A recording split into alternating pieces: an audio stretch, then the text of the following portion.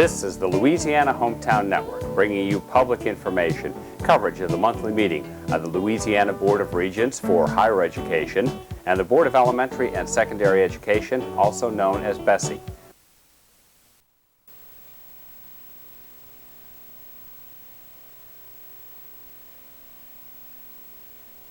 I'm going to talk about something that's very important to me, and that's renewables. We have a cabinet of carbon black plant, which is actually not in my district, but it's something I fought for all the way through, and something that CLECO is hired consultants today for taking heat recovery from these plants, making electricity from it. And we have more heat recovery in Louisiana probably than any state in the United States. So it's important not only for the electricity, but it strengthens this company to where they stay in St. Mary Parish. I have one in Ville Platte of carbon black. I hope we move to Cabot and Ville Platte from here, but we hired consultants to continue it. It's the CLECO now, not the CLECO if it is the future. So it's an important issue. We deal with prison phones as usual for a couple of hours and a half or whatever.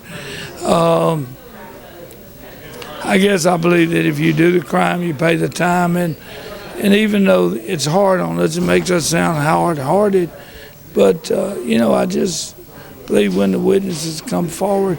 Actually, we had a witness before who had murdered somebody, and he's up there pleading the case of why his phone bill in Rhode Island or New Jersey somewhere. So Commissioner Campbell makes so much of it, and we got more to go. I'm sure we'll have more hours of debate on it, but I basically just believe that, and there are a lot of incarcerated people, but I think we have to do what's right. I've been working on the atrocities of jailhouse phone operators charging astronomical amounts of money, and today we chipped away with it. We have two companies that have charged millions of dollars over the last 4 years without the authority of the Public Service Commission. Now these charges are like this. If you have any money left in your account, they take the money.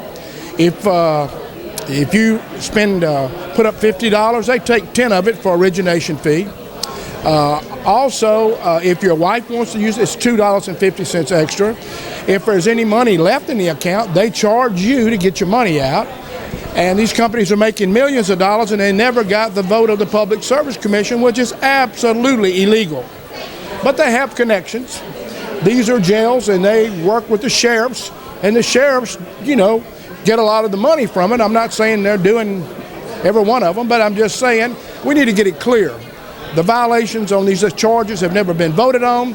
It's thousands and thousands of dollars. And the bottom line is this: we're the Public Service Commission. We regulate monopolies. They are a monopoly. Now, we regulate everybody else with a fine-tooth comb, but why don't we regulate the sheriffs? You know why? Because we're scared. The Public Service Commission doesn't want to fool with the sheriffs because that's a hot potato. But I want to work with the sheriffs, but we got to stop this. These charges are illegal, and they're charging the very poorest of the poor, taking money out of their pocket. We had people came today, they want to talk to their daddy. I want everybody to be able to talk to their kids. So it's about regulating monopolies. What you do for one monopoly, you ought to do for the other one. But if we're going to make exceptions because of politics, it stinks. Absolutely stinks. There's a big question of the rates and the fees that are imposed on those phones, who has to pay, and what those rates and fees should be. We're taking leadership right now from not only the families of the incarcerated, but from the sheriffs, from our staff here. We're looking to the FCC, who also regulates on a national basis, and trying to determine a very fair formula. But one thing's for sure, the prices are high, and they're higher than a normal phone rate. We just have to get that number right. And right now, I believe that we have to get it under control, come up with very clear rules, and keep it fair for people to be able to use those phones. It's not only good for the families on the outside, but the prisoners that are being rehabilitated, but ultimately as commissioners and regulators here of the utility rates, it's important that we come up with a fair, honest, and well-thought-out plan to represent the people of Louisiana. What are the next steps to correct this problem? Oh, there's going to be a lot of things. I think there will be a lawsuit. Class action lawsuit, and all this money they got illegally, I hope they have to pay it back to the people they got it from, and with interest. That'd be the fair thing. because you just can't take money out of people's pocket. When Energy or SWEPCO comes here, we vote on those rate increases. We didn't get a chance to vote on this. So I think it's wrong, and we ought to cure this once and for all. It's just something that's not right, because all the people in jail, first of all, 50% of some of the people in these parish prisons have never been tried. 50% of some of the people in parish prisons have never had a court case.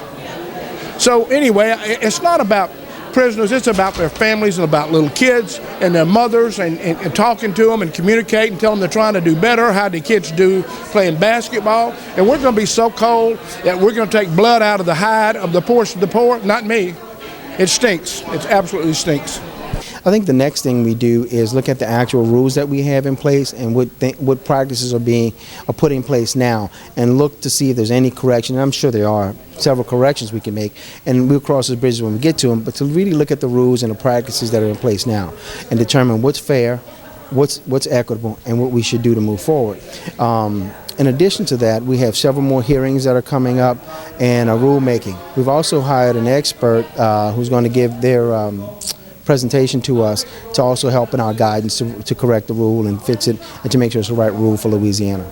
Our biggest issue this year for me, since I have a majority of the footprint of CLECO, is going to be the buyout, and that will come up probably in late summer, early fall, and we're trying to still gather information. My vote, I try to leave it open until I hear all the evidence.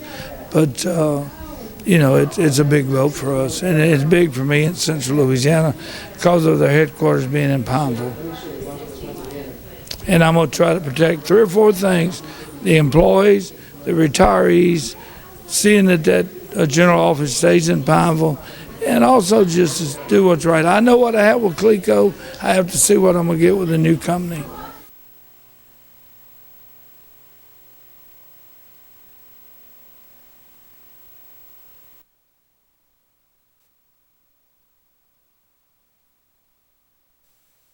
Today we're doing the press conference. We're announcing our 2015 Lemonade Days. We held on May 2nd. How has this grown over the last 5 years? We've had tremendous growth over the last 5 years. We did over 50,000 different kids have done this Lemonade Day program, and this year our goal is over 15,000. How does it work? It's great.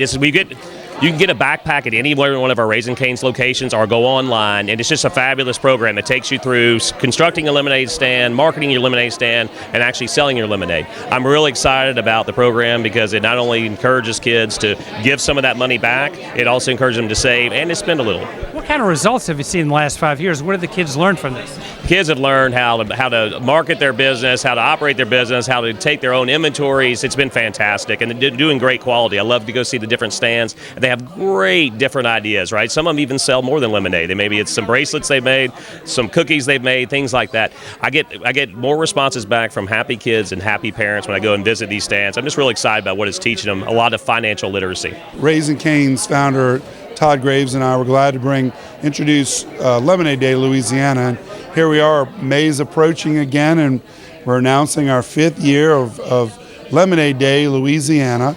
And we're looking forward to hitting 50,000 children cumulatively over these 5 years, opening their own lemonade stands. I believe it's on May 2nd this year. Very good. Tell us a little bit about your personal involvement, maybe as a young child, with a lemonade stand. I think all business people or political leaders we've all had lemonade stands when we were young, and we found out this program in Houston, Texas, actually works, and it inspires young people to be their own entrepreneurs, be leaders, make money, save money, and give money to the charity of their choice. What results have you seen over the last 5 years? Well, like I said, this year we hope to hit 50,000 children.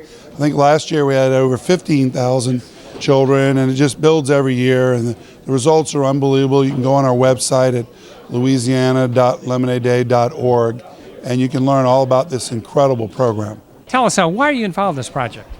Because when we heard about it, we actually Stacy Shalou, who was the development director for Lemonade Day here, came to us and discussed it, and Todd was bowled over by the idea of teaching entrepreneurialism. It's something that every person needs to know, whether or not you're your own boss or not.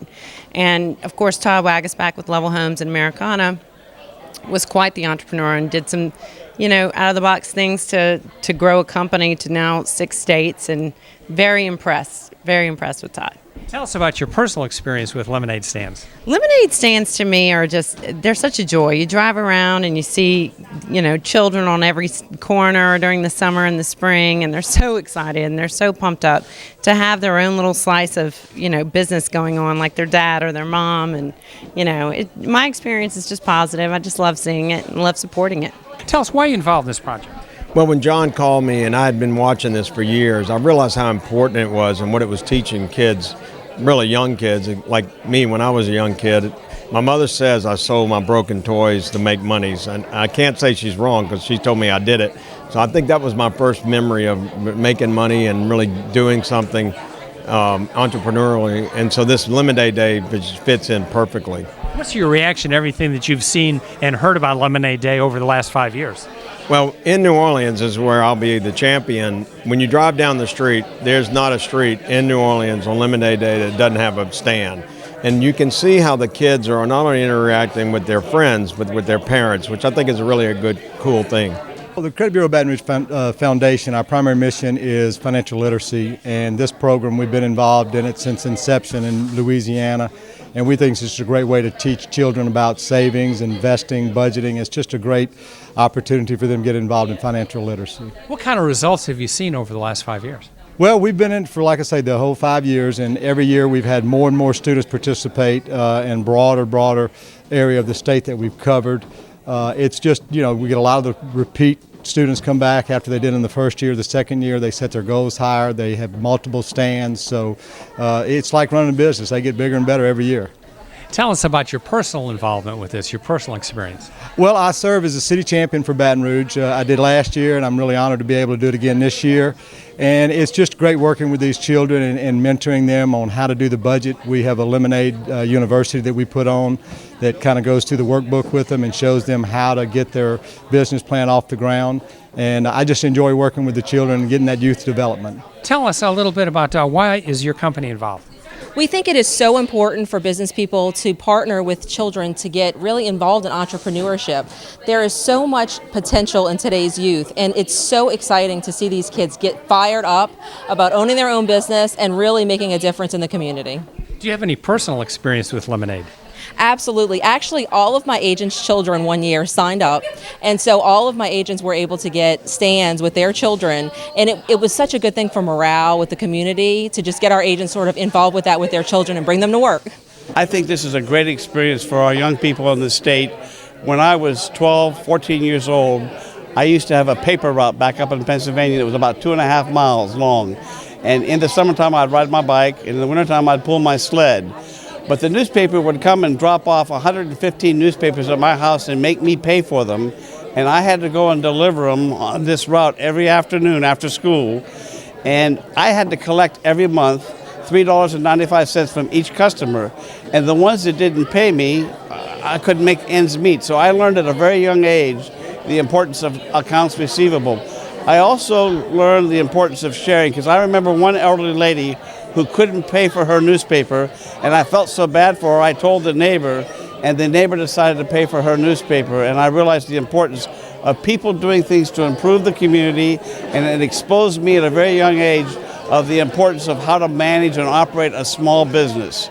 And so I think that was a good way for me to get started. And for some entrepreneurs, the entrepreneurial spark happens when they're in school or when they're in college.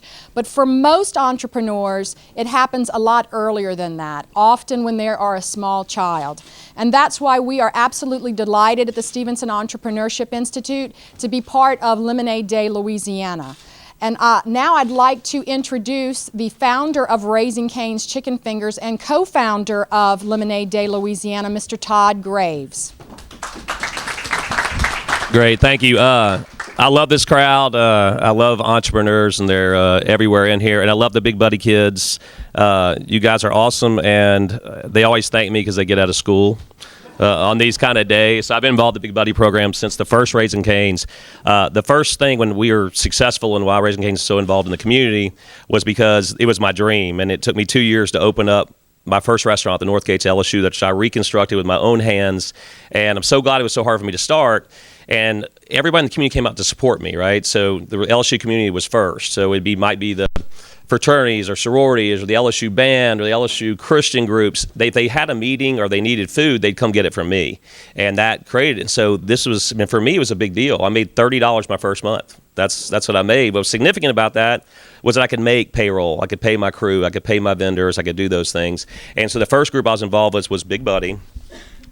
And with Gabe, that was right off of the first location. 3 months later, I didn't have a dime to do, but I had a little bit of time away from the restaurants, and I had Ronson was my little buddy, and he's doing very well. So I'm glad y'all are here with us today. So y'all, obviously Lemonade Day is something very dear to my heart. My first business experience, just like John Georges, who's my co-founder, was doing a lemonade stand as a kid, and from there I learned just basic entrepreneurship. And for me, I was always interested in it. It was something I was very interested in. And literally that turned into, from that as a kid, into I have over 220 restaurants now serving lemonade, fresh squeezed lemonade, all that. And I think that's neat. And we are growing at a 25% rate. And what I learned with business, and part of it being so hard, is it's a great place. Business is positive. It's a great place for people to come to work. For me at Cane's, it's 90% of people's first jobs. So I can teach them quality. I can teach them having fun, but working hard and taking pride in what you do. I have a great platform for that. And it's also a great way for me to give back to communities we do business in. To date, we've done over 25% of everything we've done goes back in those communities. So business is very positive and business is very good. And so why John and I got so excited about the Lemonade program and taking kids like the Big Buddies through it is that this is a detailed program. You might take your kids through and teach them business skills. You might teach them these things. Some kids don't get this exposure, and they don't really get it from our school programs. We're working on that to make this part of our some of our curriculum, but in a really easy, fun way they can learn how to operate a lemonade stand. Some kids get investors, some kids do crazy marketing, some kids sell more stuff than lemonade. They might make cookies, they might make bracelets. It's really neat to see. And on Lemonade Day this year, I encourage you to get out in any of the communities. We're doing it throughout Louisiana, and you're going to see some great things happening, and some kids learn a lot of stuff. Why I'm really excited about the program is it teaches you the business side of it, and then the money you make off of it, you save a little, you spend a little, and literally it's in thirds, and a third goes back to the community. So I think this kind of program was really great, and I think that's why John and I really got excited about it. Is we're teaching these kids this at a young age, and it's a fun way to do it. So this is our 5th year. We've had over 50,000 kids influenced over the past 4 years, and this year we're going to do over 15,000 more children this year. So it's really great, John. It's been a great deal over the last 5 years, and we're looking for bigger and better things in the future. At the end of this year, we're going to do our next 5-year plan, which I really look forward to. We got some really neat things coming up, a lot of online stuff and all that. So I appreciate y'all being here today, and I really appreciate all the sponsors. It wouldn't be possible if we didn't have the funds to do this, to create the materials and to do great events like this. And also thank you again, the Business Education Center, for having us here. You always host us. It's been a really great partnership. And we're doing bag stuffing at the end of the day out here too for anybody who wants to be involved. So I'd like to recognize the Baton Rouge Area Foundation. It manages our Lemonade Day Fund, which is really great. And along with Raising Cane's, I'd love to recognize John Georges with all the advocate papers throughout the state, major donors, Acadian companies, the Zeus Logs, have been great in our Lafayette, Acadian area. Crescent Bacon Trust, Gary Solomon, welcome aboard. Thank you for taking the city champion for the New Orleans area. And obviously the Credit Bureau of Baton Rouge Lane, you've been with us, I think, our first year we started being city champion, and we appreciate you continue support. And Donnie Rouse of Rouse's Market, he's down on the Bayou. He's our Bayou city champion, but he could not be here today. He had plans to come, and then something came up with business. So we appreciate Donnie also. And like I said, we're going to try to do the 15,000 workbooks, and you taking that not only is the financing to do it, but getting the enthusiasm in these different areas makes a huge deal in actually how many kids actually do these stands. I'd like to also recognize several local sponsors here in Baton Rouge: Ochsner Health System, Turner Industries, Dega Pratt and Bryan, and just raise your hand for those that did, and Robert's there. U.S. agencies, we got a group from U.S. agencies too. Some of y'all, thank y'all for being here. MAP Construction, I don't know if Alexi was able to make it. Level Homes, Todd, I expect in the back. He loves public appearances. A fellow entrepreneur, I'm very proud of how you've grown your business. You've done fantastic. Society of Louisiana CPAs, great group. Thank you for supporting us. Capital GMC, Lad Spring, he couldn't make it today. Cajun Industries, Lane and Todd, everybody's working. Everybody's working today. So Coastal Bridge, I don't know if Kelly Seals was able to make it, but Kelly's also been a supporter of the business. And then also on top of that, LED has been is a partner this year to help us spread the word to all small businesses, and LED's been involved since the inception also. So anyway, we're gonna we have the website deals. Remind anybody they can pick up any backpacks at any Raising Cane's location, all 61 locations in Louisiana. And I just thank you again for all being here. And I would like to now turn it over to Lane McDaniel, the Credit Bureau of Baton Rouge, and thank you for your support in City Championship over the past 5 years. It's been a great partnership. Lane does this not only for Lemonade Day, but for just about anything entrepreneurship, teaching and being involved, and especially with young children going through from junior achievement groups to any other thing. So Lane, we appreciate what you do in our community here in Baton Rouge. Well, my pleasure, Todd. Thank you. Thank you all for coming out. Credit Bureau of Baton Rouge's foundation, as many of you know, is financial literacy is our primary mission. And as Todd mentioned, there's not really a more effective way to teach financial literacy than that entrepreneurship. I mean, actually hands-on, creating the budget, savings, making sure you have all your inventory and things like that. So it's just really, it fits very well with our mission, and we're happy to be a part of it. And on a personal note, for me, I'm excited once again to be city champion. We've got some great things going on. This year, Jordan has been very busy working. We've got a Louisiana Lemonade University Youth Expo coming up on April the 12th at the Goodwood Library. We've got a April 30th, we have a Literacy and Technology Center out in Livingston. We have a presentation for Lemonade Day.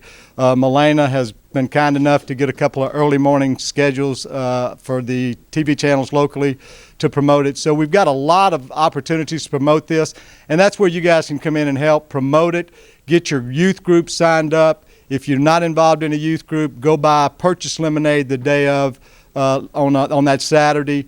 As Todd said, you'll see some amazing things. I know one of the ladies here on the front row, she had a lemonade stand last year. She's got bigger aspirations this year. She's expanding her selection. So that's the kind of thing you see these children get involved in, and they really do get bigger and better every year. So Todd, we're very happy to be a part of it. We'll continue to be a part of it as long as you're involved and we're involved. I think 15,000 this year is what we're looking for. So that's just tremendous. And one of that, I will turn it over to Heather Klein-Peter, who is the Community Development Director for Americana. And also, as with Todd, she's one of the former dancers for Big Buddy. That's right. She danced better. She did. Thank you all for being here today, and we're excited as a partnership with Americana Development in Zachary, Louisiana, and Level Homes. Level Homes has agreed to build 50 lemonade stands that we're going to donate to the first 50 registrants, and those guys are going to have a treat on May 2nd. We'll be out there supporting you. We'll have food, and the only drink available will be at those lemonade stands. So, very excited. We're also going to have a concert afterwards for everyone, so you can enjoy, and there'll be a real celebration of your fruits. So, thank you all. We're very excited to be a part of this, and very proud. This is Heather Leonard with U.S. Agencies. Hi, U.S. Agencies is absolutely thrilled to be a part of Lemonade Day. It was something that I saw on the news, I think the first year it ran, and I thought that it would be a perfect partnership for our offices. Our first year we started off with 10 children at our area locations. Last year we did 38, and we're hoping to have almost 50 this year. It is so rewarding to see these kids just flourish and find the joy in their first customer that they get of the day.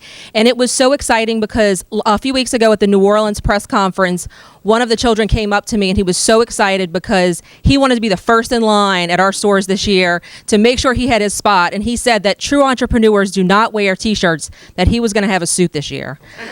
So it's that kind of inspiration that this event really brings to the community, and we are so proud to be a part of it. So now I'd like to introduce Gary Solomon, Chairman and CEO of Crescent Bank and a Lemonade Day champion. Thank you, Heather. Good afternoon, or good morning. I'm the champion for New Orleans, and I want to thank my friend John and my friend Todd. John's much more of a friend. I don't know. Todd, no. I got to be honest with you. This waistline is a little problem because of your food. I got to be honest with you.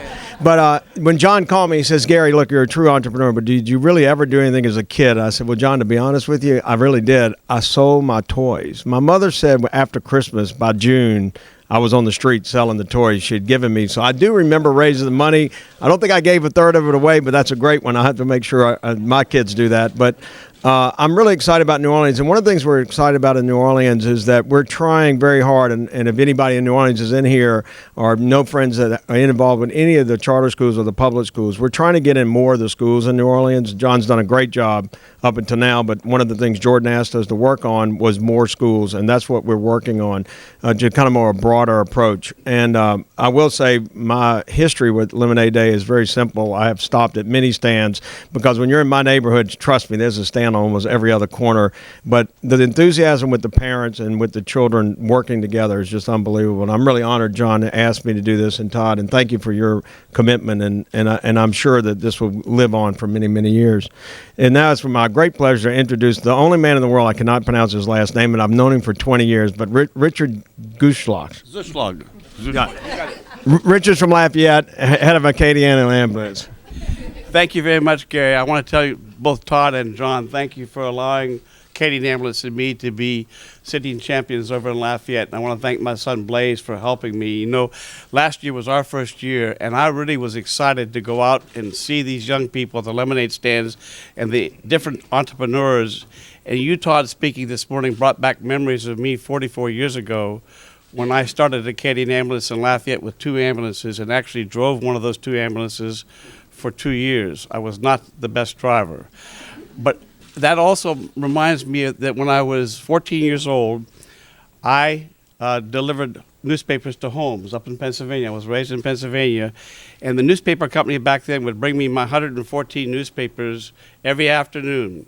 And I would ride my bike in the summertime and pull my sled in the wintertime.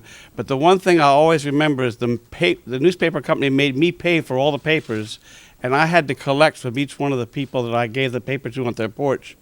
And I remember this one elderly lady that couldn't pay me, but I was paying for her newspaper, but I couldn't make ends meet. And I learned very early what accounts receivable is.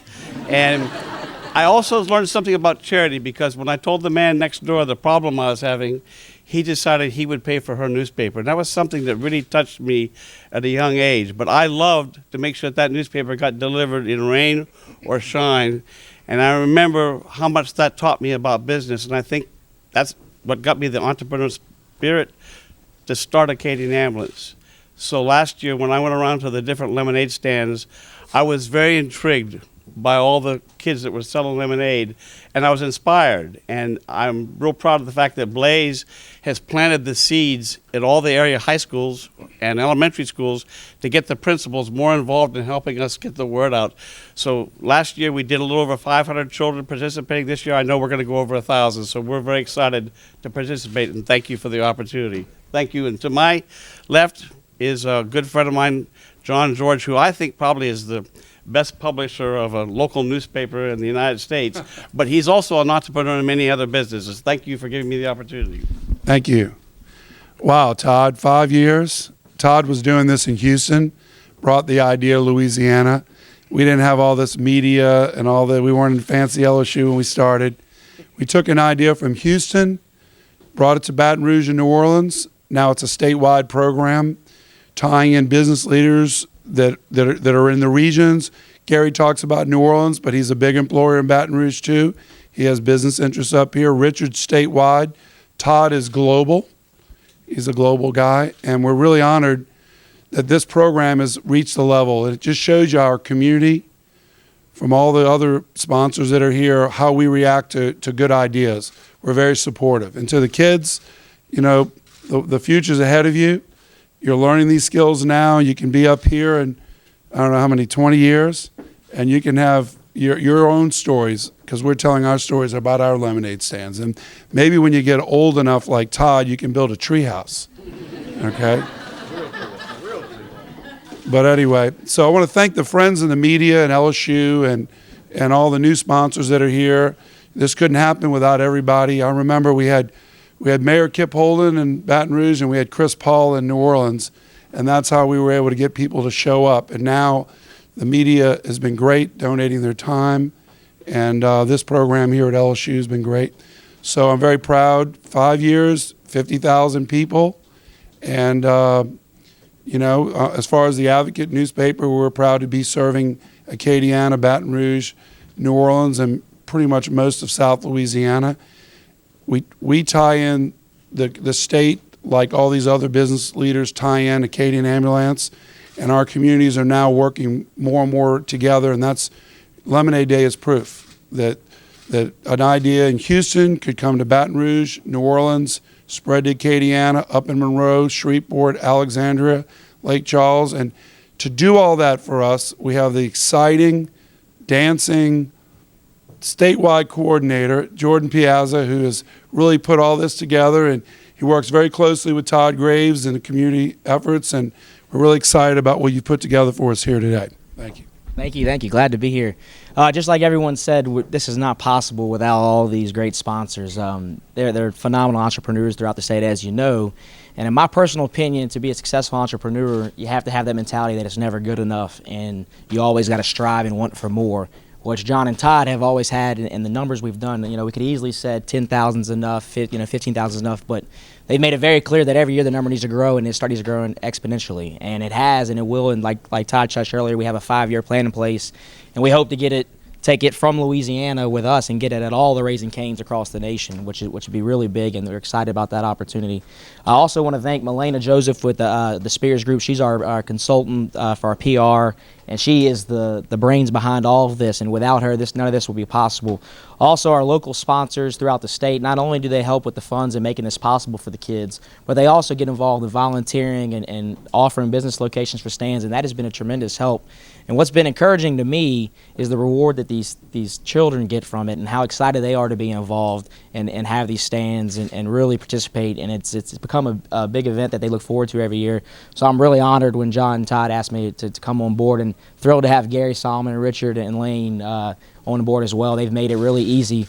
We have a very big presence in Baton Rouge and New Orleans and Lafayette, but you know, Blaze and Richard have made it clear that Lafayette needs to step up, and North Louisiana as well. So we're really excited about the strides we're going to make over the next few years, and we're really looking forward to making a huge impact with all these children. And as you see out here, we've got 7,000 backpacks we're going to stuff today. That's for the Baton Rouge and Lafayette area, which will start going out next week, and it's phenomenal. We were discussing yesterday, we almost have, you know, the great bulk of them already committed, which just tells us that there are that many more people that want to be involved and think that the program is great and get behind it. And the biggest need, I'll tell everyone, are these schools. You know, the biggest way I think we'll make the biggest impact is getting in with all these teachers and all these classes and schools and making it part of the curriculum, where it's every year, it's just repetitive. And then there's not so much effort on individuals registering, it's each school registering. And once the schools get the program and realize it's free to them and all the materials provided and who's behind it, it's an unbelievable deal, and everyone loves it. So that's what in Lafayette, like Rich said, they're going to double this year, because it was at 1 or 2 schools and they saw it, and now it's at 4 or 5, 6, and before you know it, it'll be at every school in the state is our hope. So thank you all for being here. Now?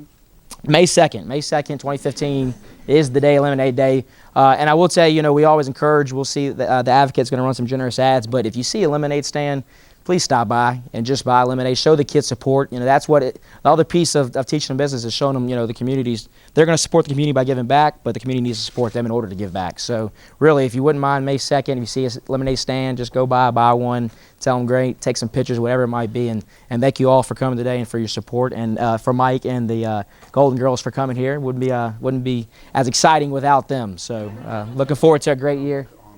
Yeah, and online registration, you know, next year, we have online registrations available now at louisiana.lemonadeday.org, but next year, like Todd touched on, we're going to go digital with a lot more of it, which is going to be really cool.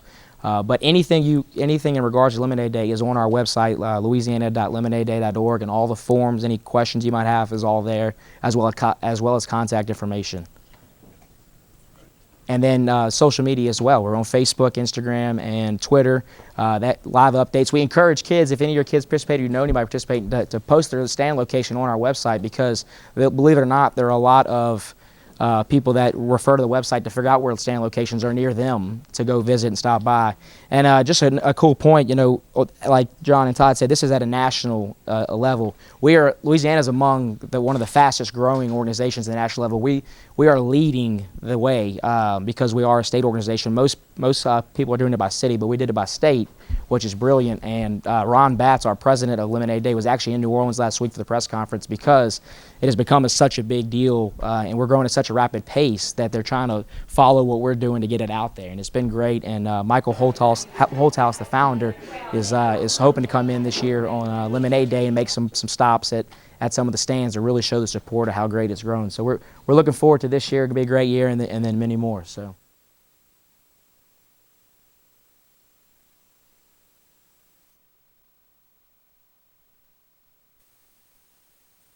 This year's Strawberry Festival is going to be just like it has always been, but it's going to be a little unique where we're doing some things differently. We will be opening our grounds on Friday at noon. We're lucky that the schools are out this year for Easter break, so we will be able to open from 12 to 4 with an armband for $20. So if your little kids want to come out, you can buy an armband for $20. Mamas and daddies, we're trying to help you guys. We know times get tight with money. This will be an issue where you can come out here and bring these kids and let them have fun. Okay, from 12 to 4 on Friday, and then we're going to roll from after that would be our normal ticket prices that we'll have the rest of the weekend. Also on Hickory Street this year downtown, where we used to have all our carnies, which was the game throws, the basketball shoot, the milk bottle throw, things like that, duck throws. Well, we took them out this year. We're trying to make it a more family event. We invited arts and craft vendors to come in, so you'll see some of those guys up there selling their arts and crafts, such as woodworking, soaps, wreaths, anything like that they can make from hand. And they have to be all from Louisiana. They can't be from out of the state. It's just something that we're doing to promote local industry. There is no admission to our festival whatsoever. We are a free festival, and we pride ourselves in saying we're the largest free festival in the state of Louisiana.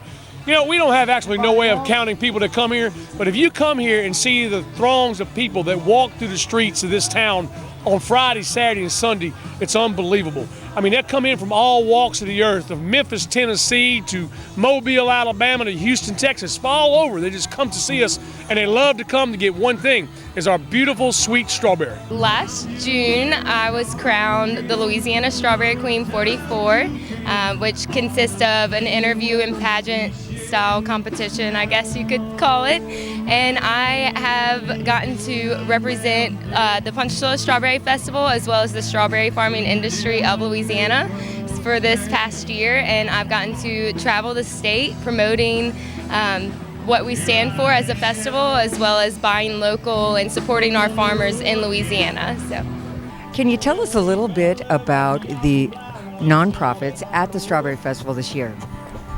This is what the Strawberry Festival is founded on.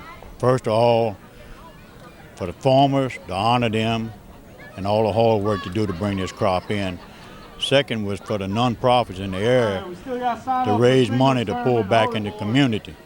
So while we're talking about this, I invite everybody that come to the festival to be sure and come to the grounds and support the local nonprofits, the churches, civic club, because every dime that goes into this goes back into the community.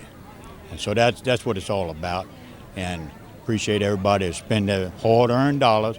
And actually it's cheaper here on the ground, better food, plus you can meet the local people. Believe me, everybody that got a booth there got a store. But so y'all be sure and come out. Can you tell us a little bit about the activities going on all weekend? Will there be a parade? Are there rides?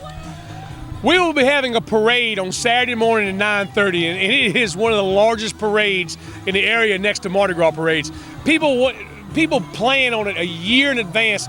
Families, they get a float together, they decorate it, and let's go ride in the parade. We're going to throw throws. It starts at 9:30 Saturday morning, and they line up it's 10, 12 people deep all along the parade route. And it's just fun to see families out there. We're throwing strawberry candy, we're throwing beads, we're throwing stuffed strawberry, whatever we can throw to let these kids have fun. And it's a blast. And when the parade's over, everybody just rolls right here to the grounds, and they come listen to our bands and eat our great food. All our booths on the festival ground are nonprofit organizations, such as the Kiwanians, your Rotarians, your Knights of Columbus, all your church groups in the area. They come in here, and this is where these guys make their money to support them all year long. Our bands, we have 2 stages. 2 huge stages, constant music going on out here the whole time, the whole weekend. If you can't find, we got different genres of music, whatever you want to listen to. Saturday afternoon on our south stage, we will be having like a swamp pop tribute from 3:30 to close. You know, the Punchatoula Festival is a very special festival. It's a family-oriented special, special for the family, the kids. You bring everyone out. It's a great deal for all the local organizations in this town. That's where they do their fundraiser for the year. It supports the whole community. You know, it's just a great festival. You know, it is what we know as the second largest festival in the state of Louisiana. King Buddy, I heard a rumor that no food is over $10 here. Is that right? No, ma'am. Nothing's over $10. It's anywhere from $4 to $7. $8 is the highest. And believe me, you get plenty of food for that price. You know, the festival goes like this is the 44th year of the Punch Tool Strawberry Festival. And I can remember years ago when it got started, it was very small, just a few farmers got together, wanted to promote the Punch Tool Strawberries, the Louisiana strawberries, and it just has grown and grown and got to be a very good festival. You know, if you have not seen the festival, you have missed something. It's kind of like, I would say, going to Mardi Gras. Everybody should see it once. What makes your strawberry so different and this festival so special? It's the love. Our strawberries are the love, and people love to come taste our berries because it's from the heart. These farmers around here have been doing it for years. Their families have been doing it for years. And yes, we might not have the amount of strawberry farmers that Florida and California have, but when you come here, you get the heart and soul of their work and their sweat into these berries. They're beautiful berries. They're big and beautiful, sweet. Everything about them is outstanding. And that's the one reason why people keep coming to our festival, because we have a great local product. What makes these strawberries so special?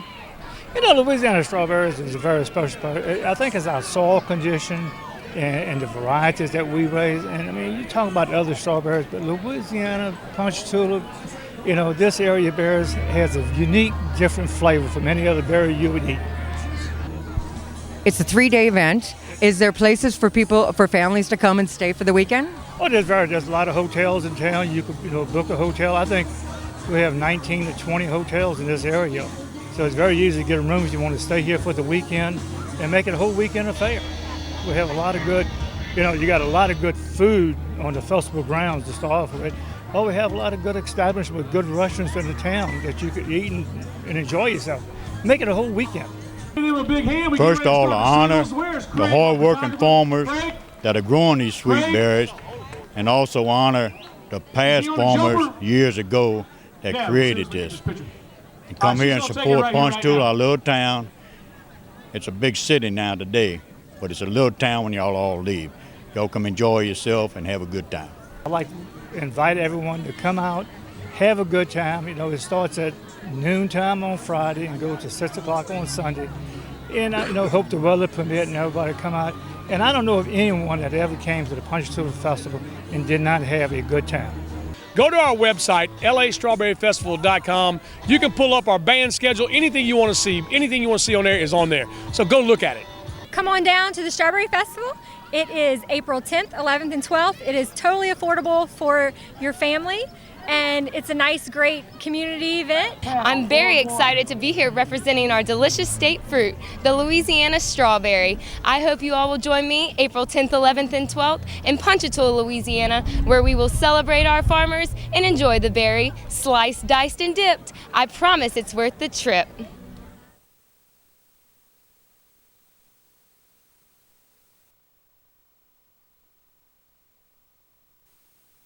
The 29th Annual Franklin Parish Catfish Festival will be held in historic downtown Winsboro on April the 11th. How did all this get started? Got started about 30 years ago. A group of people got together to try to promote the farm-raised catfish business, and it just kind of, one thing led to another. They did the first year's festival, had enough money to do it again the next year, and so therefore it just has continued. How has the festival grown? What's been the attraction? Music, food, arts and crafts, those kind of things. It's just grown by the talent that comes and plays on the stage. It's grown by the amount of good press and good advertising that we have with the goodwill for the town of Winsboro City. What's the importance of catfish to this area? Well, it's big. It's a big industry in this part of the world, and we like to do what we can to promote it and hope that it continues to flourish.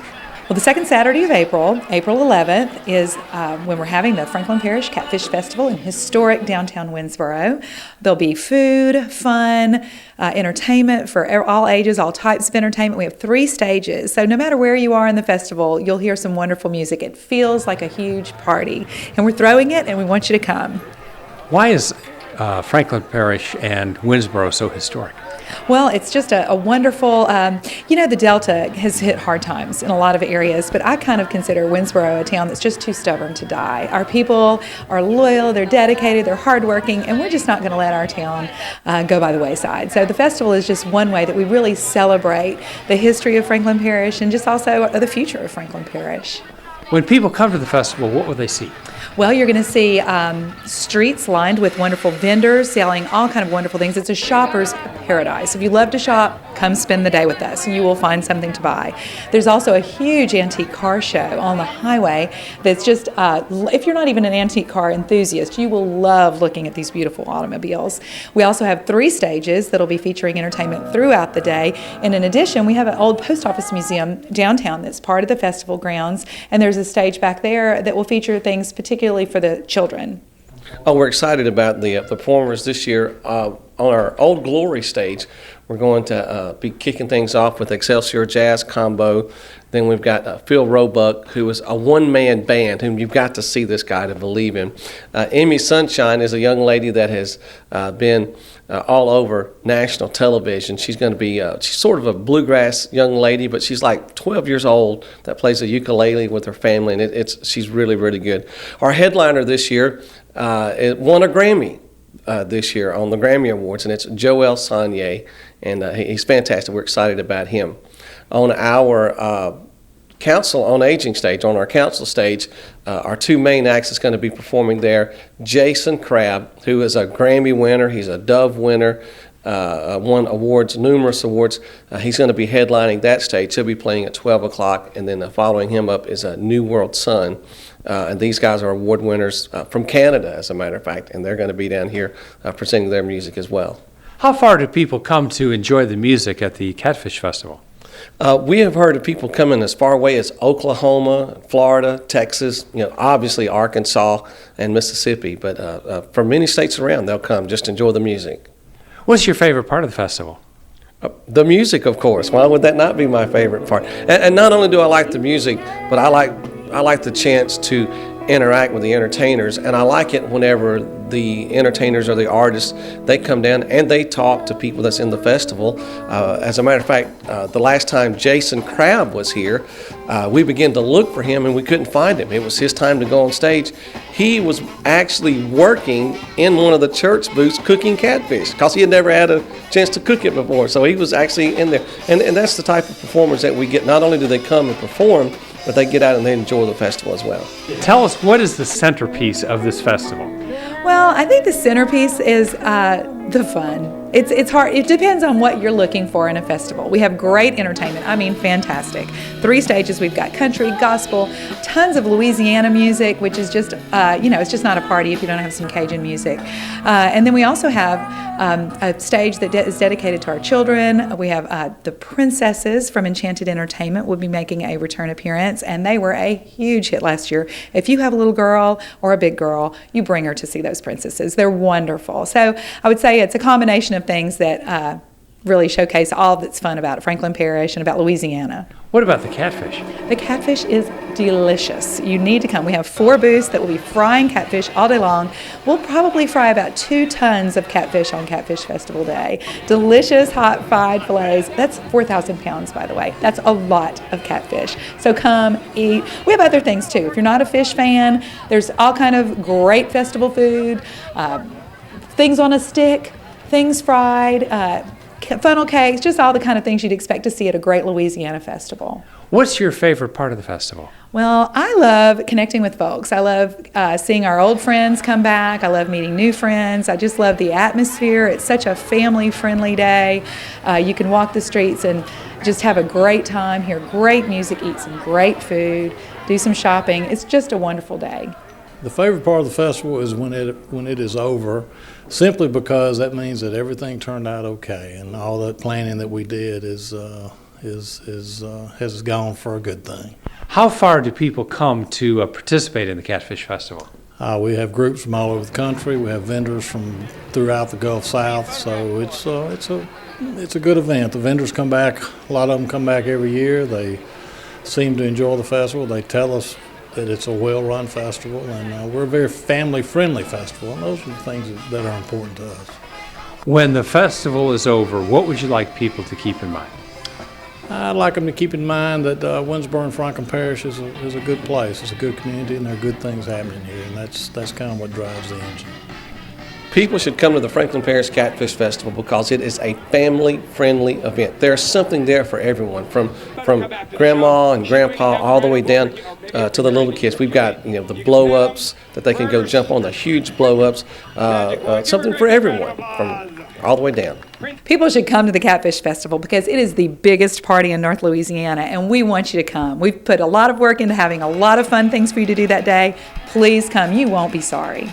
If people have questions like more information, what should they do? We have a great website, franklinparishcatfishfestival.com. You can get information on our entertainment schedule, where to stay in the area if you're traveling from out of town, accommodations, just all kind of information. It's kept up to date, and you'll get all that you need to know there.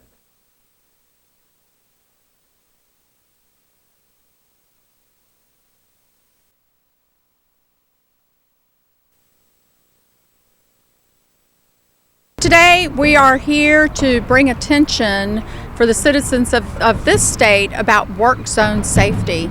So behind me you will see cones, and each cone represents a life that was lost in 2013, which was 579 lives lost throughout the nation in 2013. 8 of them represent the lives lost right here in Louisiana. These all occurred in work zones. This is preventable. It's preventable by people taking notice when they're going through work zones, not to drive distracted, wear their seatbelts, slow down, and pay attention to the workers on our roads. What goes through your mind as you take a look at all these cones on the lawn here? What goes through my mind is that these are preventable. These are preventable deaths. And it's very daunting to see these numbers. It brings it forth to be more real. But think about it, it's not just a cone, it's a life lost. It's a family that's been impacted by the life of their loved one being lost on the road in a construction zone. What role does distracted driving on the cell phone, texting while driving, play, particularly in work zones?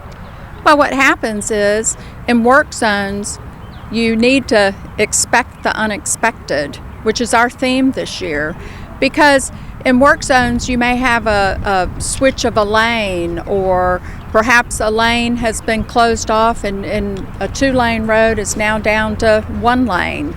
And so it's a different driving condition than what people are used to.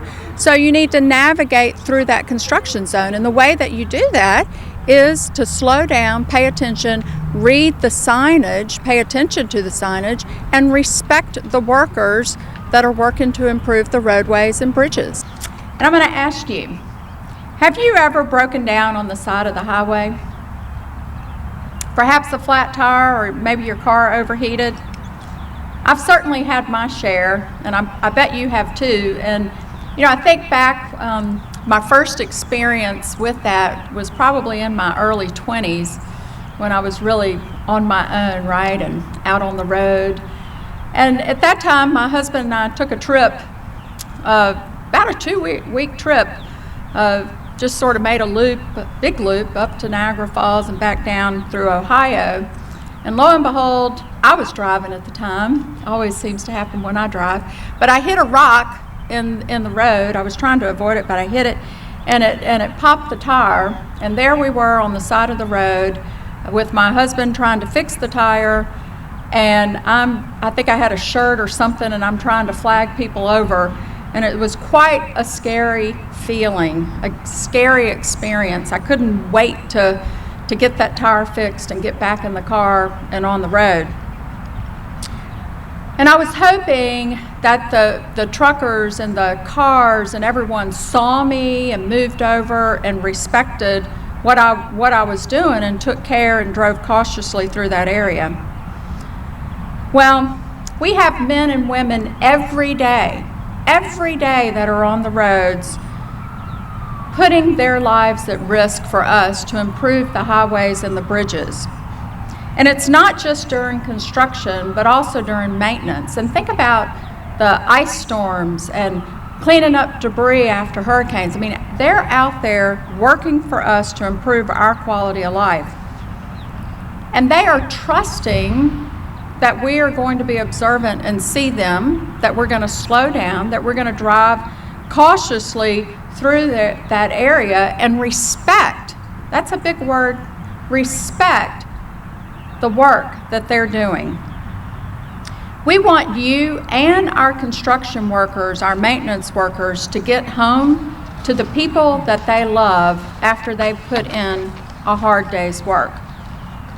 So I'm happy to say and proud to say that Governor Bobby Jindal has declared March 23rd through the 27th as Work Zone Awareness Week in Louisiana. This year's theme is Expect the Unexpected, and it reminds drivers to always be cautious and alert when driving through work zones. And joining me today are our partners, our safety partners in our Destination Zero Deaths initiative. We have Wes Bollinger, Division Administrator of the Federal Highway Administration. We have Lieutenant J.B. Slayton with the Louisiana State Police. And we have Ken Troll, Deputy Director of the Louisiana Highway Safety Commission, and you're going to hear a few words from them as well.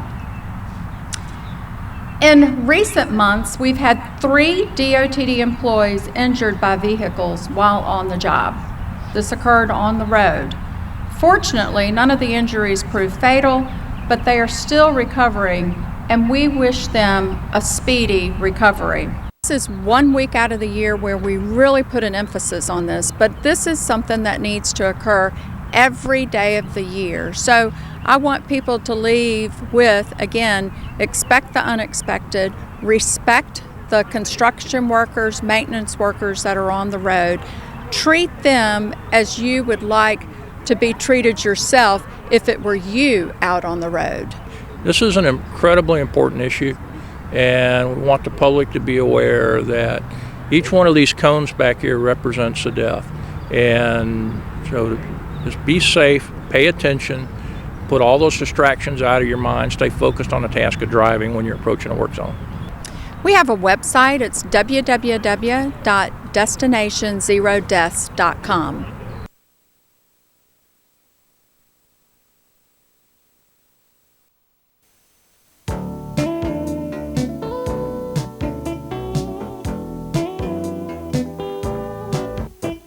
This has been the Louisiana Hometown Network.